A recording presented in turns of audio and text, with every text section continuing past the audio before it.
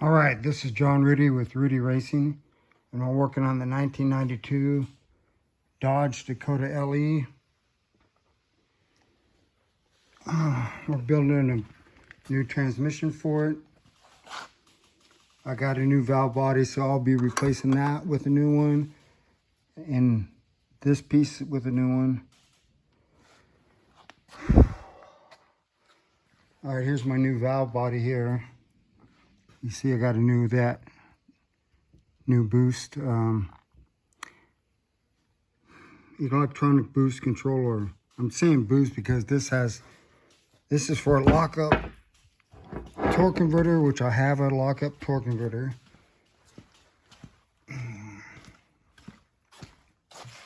Right over there.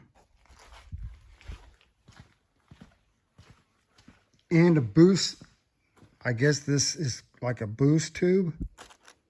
That's why I'm saying that. All right, here's my old one. I didn't have that. And after looking at the book, I identified the one I have as this. A51846RH. Now, I couldn't look this up by application. So I looked it up under what I believe it is. And this guy says, all right, there's your boost valve tube. That's what I'm talking about. Is the A542RH.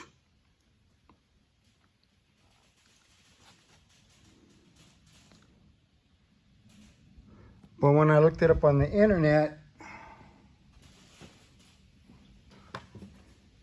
this is the closest one I could find. Of course, now I'll find the exact one later, but I did quite a bit of research trying to find this. It took a few hours to find this one. This is listed as an A51846RH on the internet. That's what they say is the correct one. And it's coming from Central Valve Bodies. And let me see if we can get a shot of that. Worldwide Specialty Parts.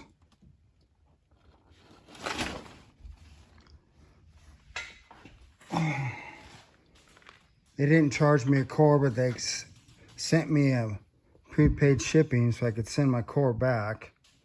As you can see, that's all in pieces, so I'm not sure I'm sending that back, but I could. But I'm not getting rid of any of the parts until the truck is done. So that's only common sense, because I kind of thought that maybe I'd have to take this apart and use what I got to build one. But this spring I found broken. And that's one of the things that, I started feeling despair at that point. Plus, I was taking something else apart and went springing across the shop and never found it again. Not even sure what it is. I found one piece, but I don't know if it was two. So, these will be to hold the valve body in place. Anyway, so there you have it. I'm going to remove the stuff that I don't need, take that out because the new one's got it. Remove that snap ring, pop this out because I got a new one of these now. And then we'll install the new one.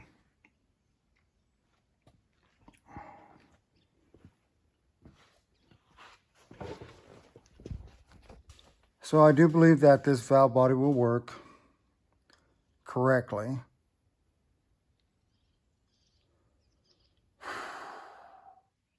You know, the deal is, even if it all fits in the transmission, which it looks like it should, is it going to match up with the truck's computer if this works differently?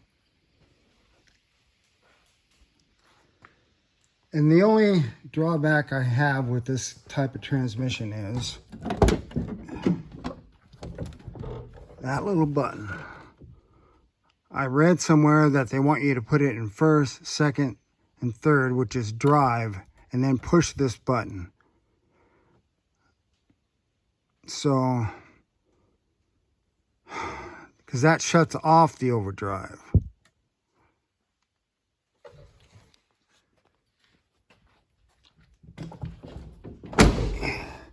Apparently you don't want to use overdrive in, you know, like hilly areas, and you don't really need it around town.